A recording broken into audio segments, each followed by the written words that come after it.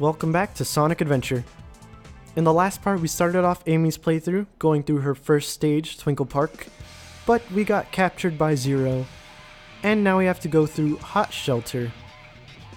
Gamma did kind of save us by letting us exit our cell, though I have to question what going through Hot Shelter will accomplish, because it's kind of not out of the egg carrier. This isn't escaping, which is what we were told to do. This is just exploring, I suppose. As for some of the stage's gimmicks, there's a bunch of switches around where you have to rotate them in a certain direction in order to get doors to open. Right here, Tikal says not to fall down, but it's not too difficult. There's this ladder at the bottom, and it's water, which you can survive in, if for just a little while. And it also gets Zero off your back because he'll fall inside. I don't think he can attack you while he's jumping, so that kind of explains why you're pretty much invincible if you're on a ladder, because he'll try to chase you by jumping, but he can't actually hurt you. This bit right here, you pretty much need to talk to Tikal in order to figure out what's going on. It says left 1, right 3. There are lights above the door, and the lights will light up depending on which way you spin the dial. If you spin it counterclockwise, then one light will light up that's green, and if you spin it clockwise, 3 other lights will light up, but they're kind of red. You need to hit the switches, well, not hit the switches, but light them up in the proper order. So do the green one first by going counterclockwise once, and then do the red ones by going counterclockwise. It's a bit vague. Just talking to Tikal will let you understand it though. And now we're in the Act 2 of the stage, where we're hanging out in the bathroom. This part is a bit time consuming, I'll say. You can hit Zero to try and stun him, and then open the door that you have to open. But what I try to do is get him into the bathroom so that he kind of gets stuck, and I can open the door that way without him, giving me any hassle. If you hit Zero with the hammer, you will stun him. But if you hit him too many times, he'll go into this berserk state where he tries to attack you relentlessly. If you hit him with the hammer, he won't get knocked back anymore, or at least he won't get stunned anymore. However, you can use the fact that he's aggroing you to lead him to places where you want him to go. I did that to get him into the bathroom so I could open up the door. There is a top path there that you can fall into. The only benefit, I think, is there's a couple of item boxes in there though. You don't need to get up there in order to make the stage go by any faster, I don't believe. This section has a bunch of cogs that if you hit switches, they will change the direction that they're spinning in. For example, right here, the cog on the left is spinning toward the ground while the cog on the right is spinning upwards. And we need the cogs to spin upwards in order to climb them. So we climb up the one on the right, we hit the switch so that they change their directions, and then we climb up the one on the left to actually progress with the stage. This stage does like to throw out a lot of item boxes, by which I mean let you have a lot of item boxes, ranging from invincibilities to shields to rings. Honestly, not all that useful. I guess they're insurance. There are going to be sections where Zero is pretty much chasing you while you're doing a puzzle, or challenge, I guess is the better way to call it. For example, before there was a point where you had to push a staircase to the vent in order to access the Act 2 of the stage. But honestly, it's not too difficult. Just hitting him with the hammer once would have stunned him. Right there, using an acrobatic jump will get you far enough to jump to the other platform. But if you don't want to, you could fall down, and I think there's like a spring or something that'll take you up. In this room, there are a bunch of blocks and a bunch of holes for the blocks to go in. They're color-coded, so taking the correct block to the correct hole is not too difficult. And also they're running off of the same logic as I guess the ice stone and the wind stone for getting into stages. So if you put them pretty close to where they're supposed to be, they'll just kind of slide into place without your input. You can kind of trick the boxes, I guess. Well, not really trick, but if you precisely throw the boxes, you can get them to slide into their holes without being near them, which might be useful right here, because now 0 appears while you're trying to do the puzzle. Well, challenge, it's not really a puzzle, as I said before. And he will attack you various times. There are more attacks than just this laser thing, you've probably seen them before. There's a ground pound that he does that causes a shockwave. He can extend his fist out to try and attack you. And I think if he goes into the berserk state, he will try to ram you. But honestly, his attacks are pretty easy to avoid if you just keep moving and obviously jump over the shockwaves. In order to get to this last blue block, you need to jump off of a spring. If you do hit the spring, or when you do hit the spring rather, don't hold a direction on the control stick. Just let it take you to where it needs to take you, and you'll fall down on one of those metal beams up above. And that'll pretty much allow you to get to the blue switch with a simple jump. There was a item box there that would have exploded all the enemies, but I don't really see a need to, especially considering that the only thing you really get from enemies is those animals, and I don't need animals because they're mostly for Chow Gardens and I'm not showing off much of that in this playthrough. We're not going to visit the Chow Gardens again. I've shown off everything I wanted to, just the locations of them. If you want to see what else they have to offer, play the game. This place? Now Amy gets to have a flashback to Tikal's past vision stuff, and I honestly kind of get lost here. This is not the area you need to be in. The camera does kind of show you what area you need to be at, but I just wandered around a bit, more than I should have. I also get to show off this weird thing where Amy can get to her top speed really fast if she's going up or down a slope. But jumping on that slope will bring you back to regular speed. I cut out me wandering around, and what we actually have to do is go backwards from where Amy was facing and head to the Emerald Shrine. We visited this place as Knuckles and Sonic, although on 2 of those occasions it was all fiery and death-filled. We also get a bit more of a history lesson from Tikal. She doesn't interact with many of the characters as they travel to the past. Don't be afraid. You're For safe example, with me. she interacted with Sonic during the one time that he went there, but on some of the Knuckles occasions, I don't think she even noticed he was there. And on this occasion, she doesn't notice Amy's here, but when Tails went to talk to her, she definitely noticed him. As we can see, the water is kind of getting all ripply for no reason, and a certain watery creature is coming out of it, maybe foreshadowing to Chaos's true origins or something like that. I don't know. What was that?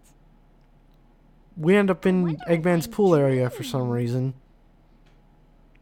Maybe. Well, I guess it's a little tiny bit fitting considering that we were just learning the origins of a water demon thing, or water god, I think it's actually called. Where do you think you're going, Amy? And now we go back to a bit of retreading.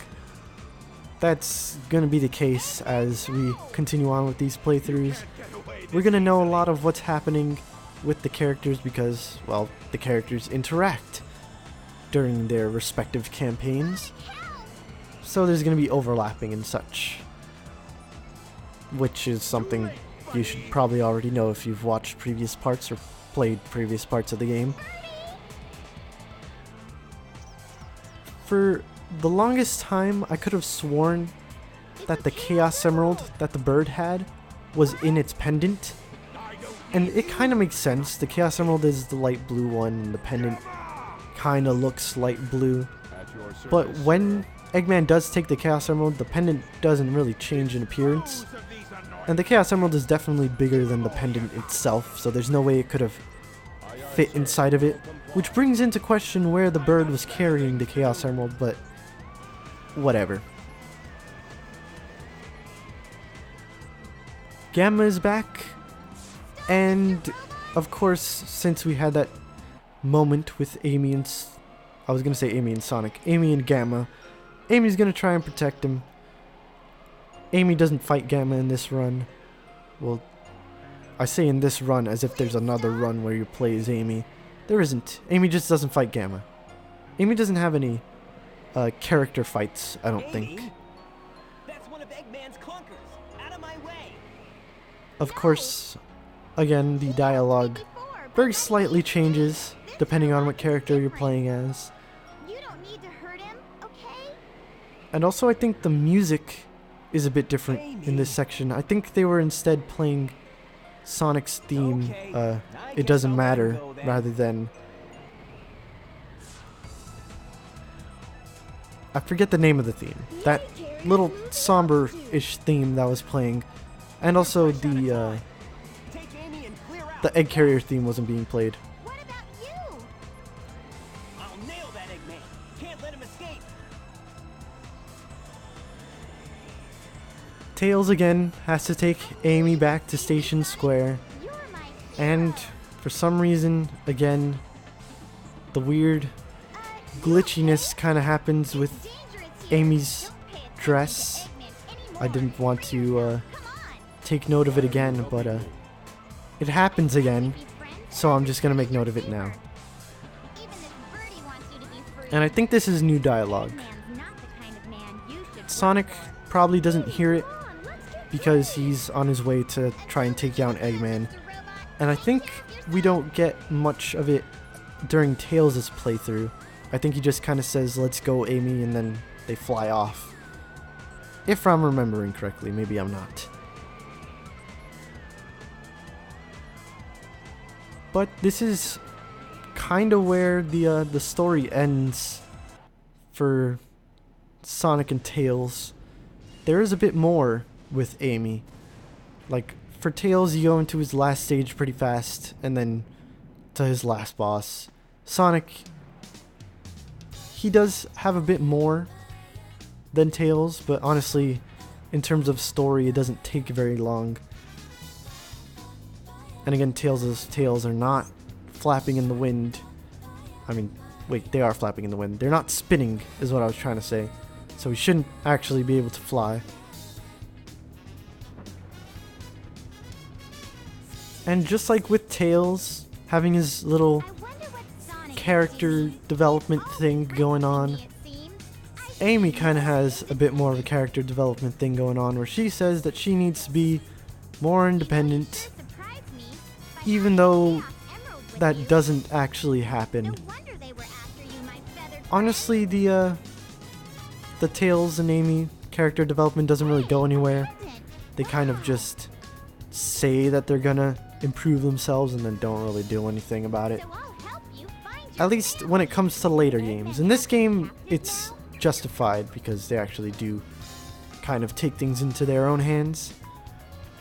Also, that pendant featured 3 birds. One of them being this bird wearing the pendant.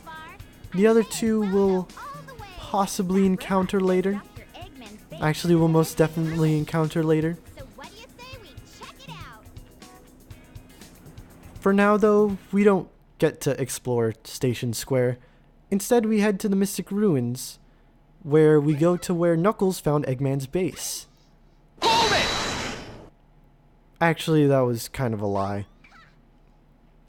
After you get off the train at Station... well, not at Station Square. After you get off the train to Mystic Ruins, there's this place under where the train is. It just says boat. And you could take a raft, not a boat, to the egg carrier. You get to see its sunken remains. I'm coming here because this is where Amy's optional upgrade is. It's not all that useful, and also I don't use it when finishing the game because this footage is actually recorded after I complete Amy's campaign. So, I kind of messed up. You will be locked off from obtaining Amy's second upgrade if you decide to complete the stage that comes after, well, after you get off the train. By doing that, the next time you go to the egg carrier, it locks you into Amy's sort of final section of her story.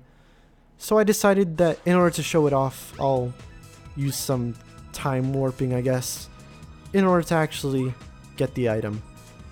The way to do it is by going back and playing the Sonic Whack-A-Mole minigame again.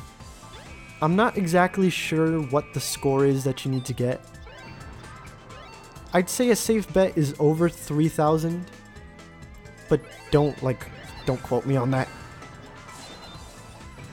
Also, I can't be sure that it's over 3,000 because I get way more than 3,000 here. I honestly got very lucky with this run of the minigame. I think it was my second try on the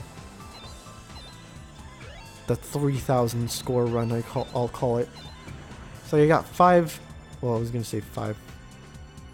Well, I got 5,200 is what I'm trying to say. And now we get the long hammer. I don't know why Eggman just has these things lying around for Amy, Here's the long hammer. but whatever, Your attack it's there. radius is now increased. Try the spin hammer And attack. it honestly doesn't do very much for Amy. There isn't a whole lot of utility to this one either. It says that it increases the range of your attack, but Amy's shockwave thing when she hits the hammer to the ground is honestly enough. And also, the spin attack might have a bigger radius, but it's still not a very useful attack in general. So I'm fine with not having it for the finale in terms of the ability. I'm not as fine with not having it for the finale in terms of the cosmetic change, because I like that the upgrades change how the characters look. And exiting the jungle. Anyway, we have to go back to where Eggman, well, I was gonna say where Eggman found, where Knuckles found Eggman's Mystic Ruins base. Although, it's more like in Sonic's story, because we're actually going to be going to the same stage that Sonic went through. There are only 11 stages in this game. There's all 10 that you go through with Sonic, and then this one extra stage that Sonic doesn't go through, the Hot Shelter, which we just went through. I guess just to give some more variety to the other characters, they added an extra stage, because I don't see really why they would bar Sonic from a stage, but whatever. I don't remember this bridge. Also, there isn't really Dangerously a reason for Amy to go here as well. She's just kind of throwing herself into trouble more than anything. wanna go? More curiosity, I suppose. But now we get to bask in the nostalgia that is the Silver Sonic and Metal Sonic once again. I'm not going to be exploring the downstairs area like I was before, because we end up in the downstairs area after beating the stage, actually. We also have to do this puzzle over again where you hit the switches. Just to explain it again, if you step on a switch, the adjacent two switches will change. Either the lights will turn off if they were on, or they will turn on if they were previously off. It's not too difficult. You just have to kind of try out a bunch of things until it works. But there we go. I did it. And we'll be getting into the final egg, which is Amy's last stage, next time.